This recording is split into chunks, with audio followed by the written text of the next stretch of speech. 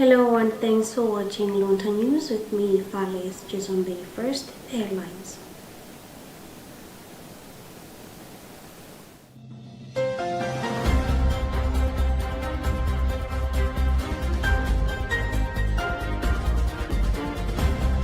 Emphasis on women and accountability in document for second synod session. Poor nutrition strategies worry experts. Institutions urged to embrace ESG as a new sustainable norm. And in other news, Liberian President Joseph Boak cuts his salary by 40% as a sign of solidarity with citizens.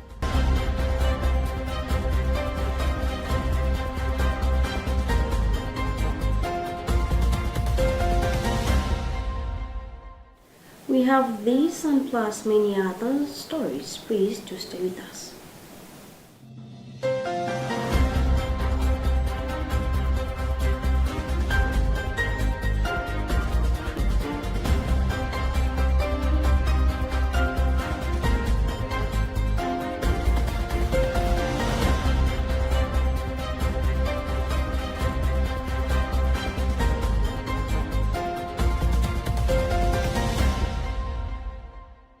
The Holy See Place Office has released the Instrumentum Labus, a working document that will guide the second session of the 16th Ordinary General Assembly of the Synod of Bishops in October. The document is the result of a synodal process that involved consultations with churches around the world and is aimed at promoting a more synodal and missionary church. We have a Vatican News report read by Chalite Chilanga. One of the key focuses of the document is the need for transparency and accountability within the Church, particularly in relation to cases of clerical sexual abuse. The document also highlights the important role of women in the Church, recognizing their baptismal dignity and the need for their proper valuing and recognition. The Instrumentum Laboris is divided into three parts, the first of which reflects on the Church's missionary synodality, the second on the synodal journey at the service of mission, and the third one on the synodal assembly's discernment and decision-making process. The document also emphasizes the importance of continental assemblies and the need for a more incisive feminine presence in the Church's decision-making bodies. The Instrumentum Laboris is a significant step forward in the synodal process, which aims to promote a more inclusive and missionary church. The document will guide the work of the second session of the Synod General Assembly in October, which will bring together bishops, priests, religious and lay people from around the world. The Catholic Diocese of Luntha says it has intensified the fight against tuberculosis in all hospitals that are near its parishes. Father Geladi Malota, who is a clerk at Shupkanya Parish, said this to journalists after the biannual meeting held in Salima, organized by National Tuberculosis and Elimination Program. He said as one way of making sure tuberculosis and leprosy are dealt with, the Catholic Church has hospitals in almost all its parishes. Andrew Nandolo has further report read by Jean Ngalande Bernard. Father Malota said, apart from preaching the gospel, the Church also takes care of the sick. He said, the holistic approach that the Church does can be manifested by the presence of hospitals in all parishes. He encouraged everyone to go in these hospitals for checkup if one has TB or signs of leprosy. The greatest challenges that we're facing, first of all, it's the belief in handouts. You know, people always, when you call people for a meeting, when you call people for a gathering, they always expect that at the end of that, they'll we'll be given various handouts, whether in form of cash, in form of, but also various relief items. So it's a challenge, when people see the church is just calling people, they're not giving them any handouts. Some people get discouraged and they don't come. But then we are still trying to encourage them to come, because information is the greatest resource that we can have. It's the greatest treasure that we can have as human beings. In her remarks, Beatrice Mtota Nindi, who is Community TB and Leprosy Officer, said since the inclusion of faith leaders in the fight against tuberculosis and leprosy, there had been positive strides. Nindi said the program will soon engage more faith leaders in the fight against tuberculosis and leprosy network with funding from Global Fund. We have seen that there is a big impact because so many people have been identified, like for the crèche, they identified close to 17 presumptive TB patients, and they referred them to nearest health facilities. Out of 17, 2 were found with TB and they were initiated on treatment. And for the media professionals, on daily basis, we hear TB messages and leprosy messages on media, on the radios, some on TVs, and some on online, like the Facebooks, and people comment. With this, we know many messages are going to the population, to the community, and in so doing, so many are coming for screening at health facilities. During the biannual meeting, the journalists and the faith leaders were updated on the fight against tuberculosis and leprosy. Countries are optimistic to end tuberculosis and leprosy by the year 2030. A new norm has shifted business and business policy focus from profit making by the investors to sustainability by looking at both employees and environmental impact welfare for sustainability. This is according to a Trade and Industry Minister, Sosten Kwengwe, who has urged the private sector to always consider all ESG elements when providing capital for investment.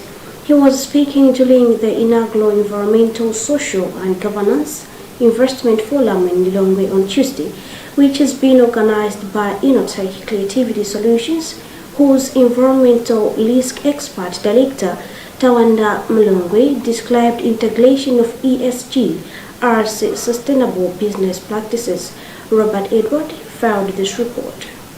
It is about sustainability and environmental welfare, apart from taking into consideration about the people within which a business is operating in and the human resource. This is undeniably becoming normal for investments to always integrate environment, social and governance ESG elements in their investments and businesses. In fact, the Malawi Stock Exchange has put ESG as one of the requirements for the listing of companies on their market. Speaking during the first ever ESG Investment Forum in Lilongwe on Tuesday, Minister of Trade Sosten Kwengwe encouraged capital investment companies to always consider the ESG elements when capitalizing a firm. So by putting profit over people, profit over the environment, you've seen that the climatic conditions have become very adverse, and we've been going through a lot of cyclones. We've been going through a lot of droughts, some heat waves, and all of these have a huge cost on government, because if we have 5 million people that needs assistance with food, that is a cost. The inaugural ESG Forum was organized by Innotech Creative Solutions ICS Africa, whose director, Tawanda Mlongwe, described environmental, social and governance as pillars where sustainability rests upon. And ESG is the framework for which companies operate in a sustainable manner. When they look at the environmental issues, they look at the economic issues, they look at the social issues, and they look at also the governance issues. When the companies integrate all those aspects, then they are sustainable for the future that we want to have. In her remarks on day one of the 2 days forum, Standard Bank Director of Legal and Governance Noran Sanja modeled ESG, saying through the integration, the bank has been able to sustainably transform lives of people, even those who do not bank with Standard Bank. Corporate social responsibility is among the information given to investors by the Malawi Investment and Trade Center within 10 days when an investor comes and shows interest to invest in the country, according to MITC Chief Executive Officer Paul Kwengwere. The inaugural ESG Investment Forum is being held under the theme towards a robust and resilient economic trajectory through ESG adoption. For Luntha, this is Robert Edward. Malawi, a landlocked country in the southern Africa, has clocked 60 years, but it is still grappling to shape its nutrition system, a development that ranks Malawi poorly on the global list nutrition performance indicators have shown. This, however, while as experts as they say it poses a threat to Malawi's health system and development. The indicators, among others, cite that 3 of every 100 children continue to suffer malnutrition-related diseases and stunted food security among most Malawians. Helbert Katanda filed this report.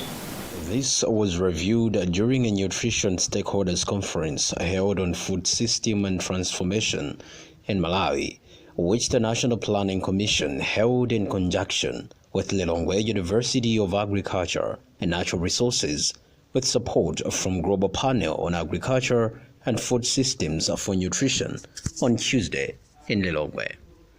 In an interview, Luana Associate Professor of Human Nutrition Alexander Kalimbira said in the past few years Malawi has lagged behind in terms of improved nutrition systems.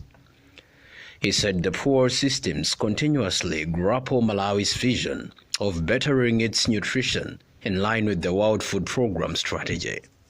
Malawi is not doing well in terms of nutrition because our indicators still remain worrying. For example, the prevalence of stunting, which has been one of our greatest challenges, remains quite high, above 30%. According to World Health Organization, prevalence of stunting of 30% and above is considered very high, and therefore we remain with stunting levels above 30%. We still have micronutrient deficiencies, deficiency of key minerals, for example zinc, deficiency of another mineral called selenium, deficiencies of several vitamins. We're still struggling with those. On his part, a Global Panel on Agriculture and Food Systems for Nutrition Deputy Director Dr. Nafiz Mayer suggested that Malawi needs to have a sight-in on its driving nutrition agendas if the systems are to be beefed up. We heard today about food systems and the importance of just reflecting on what it means. It goes beyond food production from agriculture, but looks at issues like social safety nets, looks at institutional arrangements for enabling that food system transformation, and looks at some of the key players. Like when you look at the food chain, you're not only looking at food production, you're looking at the marketing, you're looking at distribution, and you're looking at the consumption. So all those things together make up the food system. Undernutrition in women and children remains a persistent public health and development challenge in Malawi, recent statistics indicate. In addition to high stunting levels, 63% of children under 5 are anemic, as are 33% of women. In addition to high stunting levels, 63% of children under 5 are anemic, as are 33% of women. For Luntha News in Lilongwe, I'm Helbert Katanda. You are watching news on Luntha Television. We'll be back with more after this break.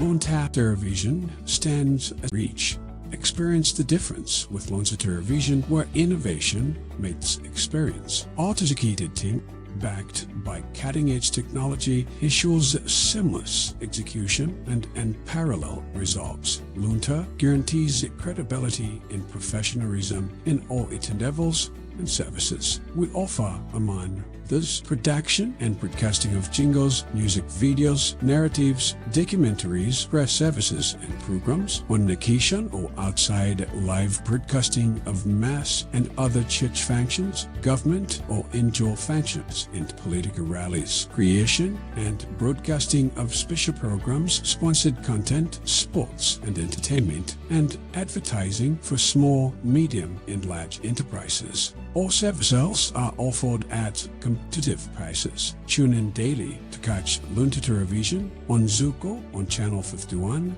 Starsat Channel 474, Star Times Channel 474, Topstar 474, Kriye 007, GoTV on Channel 807, Azam on Channel 386, and live streams on our YouTube and Facebook platforms. You can find us in Area 2 Lilongwe or can reach us on 0883 815 055. Come, let us help you grow your business.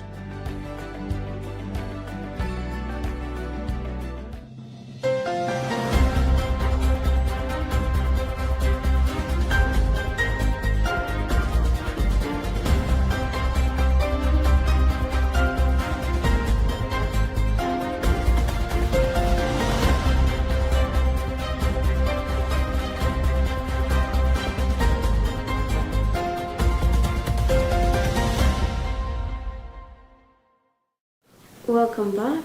Before we proceed, another look at the headlines.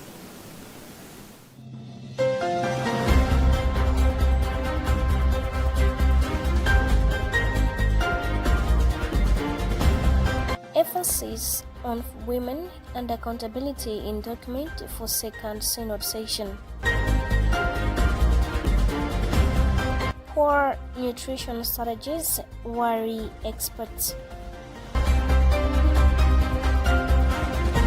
Institutions urged to embrace ESG as a new sustainable norm.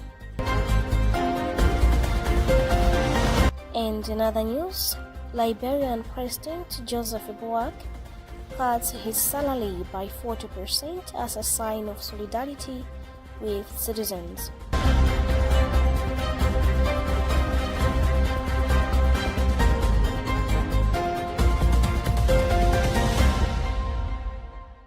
Moving forward, in Chikwawa District, a school block at Impanda Primary School found in the South constituency and constructed in 2019 is no longer in use as the interior design is no longer conducive for learners. The school block has cracks that are a threat to pupils' life, and the floor, which is said to be cemented, is full of dust, a new life-threatening situation. Lashida Matandika filed this report.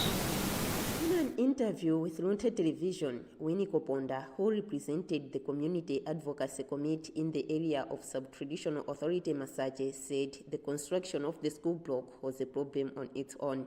Ponda said the school block was constructed by the Member of Parliament for the area, Elias Abdukarim, who he said used parallel political structures, a development that compromised the initiative. The construction of this block faced challenges because the contractor was told that he had to work at a cost of 150,000 waja only. Then the construction materials such as cement came in little packages like 3 or 4 bags all the way from Gabu, which was bad.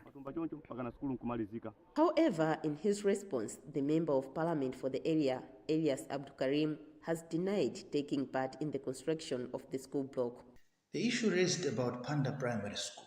This is quite surprising to me as looking at our records, we currently do not have a project at Panda Primary School. But as a Member of Parliament, I'm informed and I'm aware that there are some people, the alumni of Panda Primary School, are constructing a school block. This school block is being done independently from our office, so I cannot comment further. The school block is just a fraction of the concerns by the communities, as there is also an incomplete maternity health post that is being awaited with no proper explanations from the duty bearers, including the MP. Another problem is this bridge that serves almost 30 villages from the other side of the area and was swept away by Cyclone Anna. It is said that people across the river become affected during rainy seasons as they rely on health services, schools and a men's meal that are on the other side, yet the bridge is not being given any attention. The advocacy committee in the area is still following up on these challenges to have them rectified by duty bearers who have access to development funds. Their efforts are being empowered through an Irish Aid project known as Irish Aid Civil Society Support Program, which is being implemented by CADECOM through TROGRA in the districts of Chikwawa, Balaka and Machinga. Rashida Matandika, Luntha TV, Chikwawa. The senior chief Kashindamoto of Dedza district has received widespread acclaim for her relentless efforts to end early marriages and promote education and women's rights. Recognized by two prestigious Catholic universities in Belgium, Inkosi Dr. Kashindamoto was honored for her tireless work in championing the rights of women and children in her community. Bridget Monoka compiled a report read by Tandiwe Nzumara. Since 2004, Chief Kashindamoto has been a pivotal force in withdrawing 2,449 children, including 2,323 girls from early marriages, ensuring their return to school. This notable accomplishment was celebrated at a ceremony organized by the Friends of Kashindamoto on Monday to honor her honorary degrees from Belgium. Minister of Gender, Community Development and Social Welfare Jane Sendeza, who was the guest of honor at the event, praised Inkosi Dr. Kashindamoto's efforts, describing early marriage as an enemy to national development. She urged other leaders to emulate the chief's successful interventions. She did not just receive these honorary degrees just on a silver platter. She has been working hard in this area to bringing back girls that were married very early, the girls that went into early pregnancies, and she made sure that these girls are sent back to school. Chairperson for the Kashindamoto Area Development Trust, George Liwimbi, also expressed admiration for the chief's initiatives to promote education. We basically are supplementing government's efforts in various areas, which are basically the mandate of the trust, areas like food security, education, transport and public works, natural resources and gender. Basically, even the activity today or the function today speaks volumes of the major achievements that the trust has impact on or has made so far. In her speech, Inkosi Dr. Kashindamoto thanked the people of her area for organizing the special celebration. These girls need substantial help because after rescuing them from early marriages, our goal is to return them to school. However, this hasn't been feasible due to the cost of school fees. I'm appealing to our wishes, whether from the government or civil society organizations, to help us in this effort. The ceremony was attended by notable figures including Jesse Kabwira, Director of the Malawi School of Government Kanengo Campus, and Dedza East MP Patrick Bandawi. The event marked a significant acknowledgement of the chief's impactful work, with Thangonis from Dedza district and other Malawians celebrating her achievements in advancing the rights and education of young girls and boys.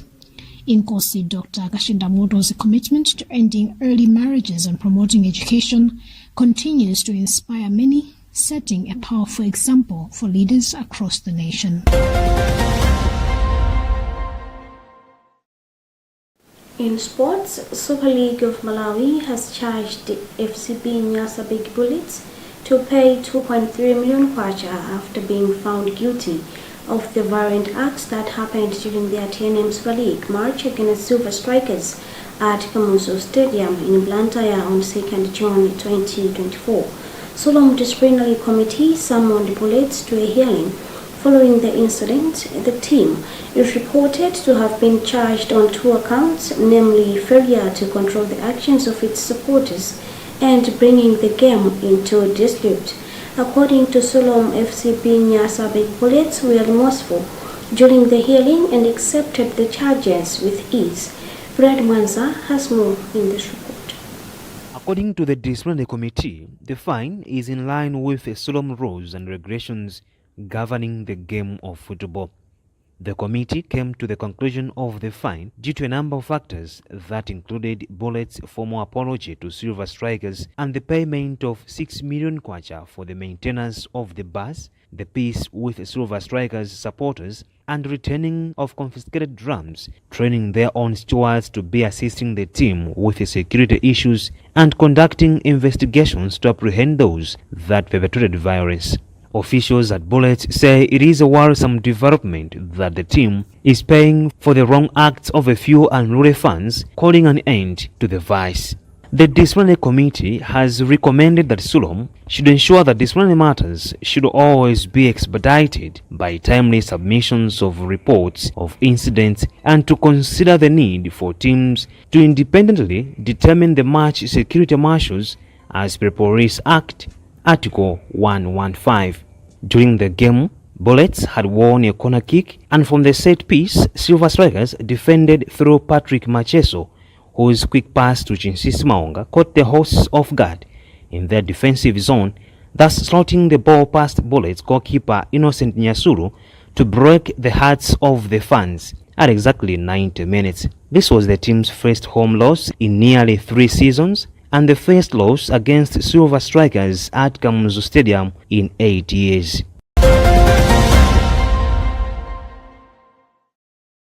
In other news, President Joseph Boakai of Liberia has announced a significant reduction in his salary, slashing it by 40%.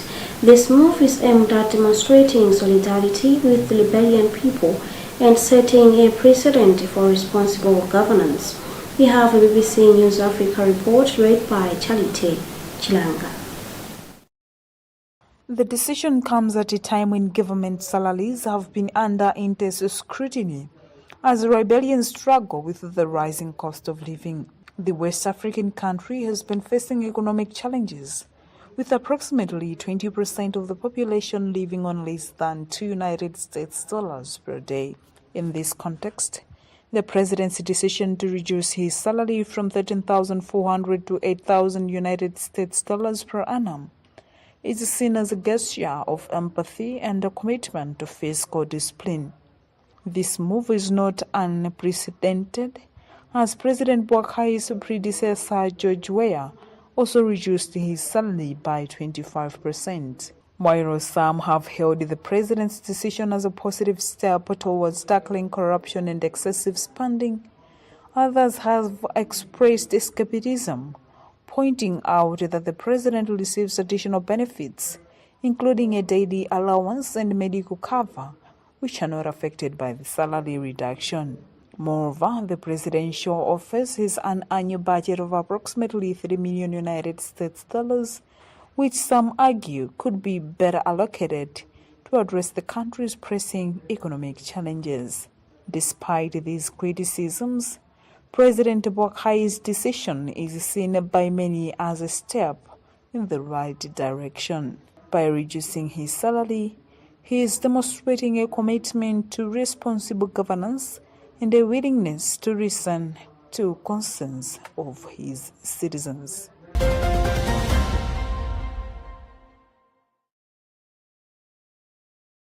That's about what we had time for in this edition of the news. Before we leave you, another look at the headlines.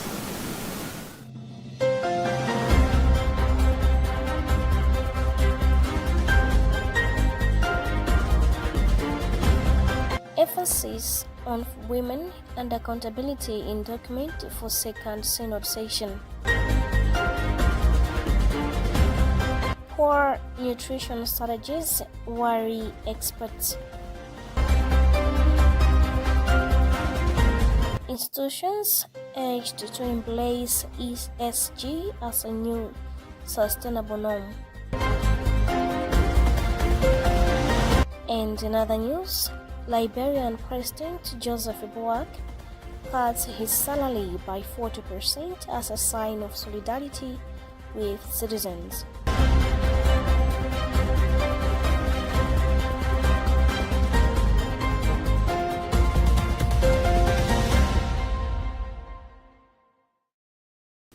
My name is Vales Jizombi. Thank you so much for watching, and I urge you to keep on watching the list of our programs here on Luntha Television. Goodbye.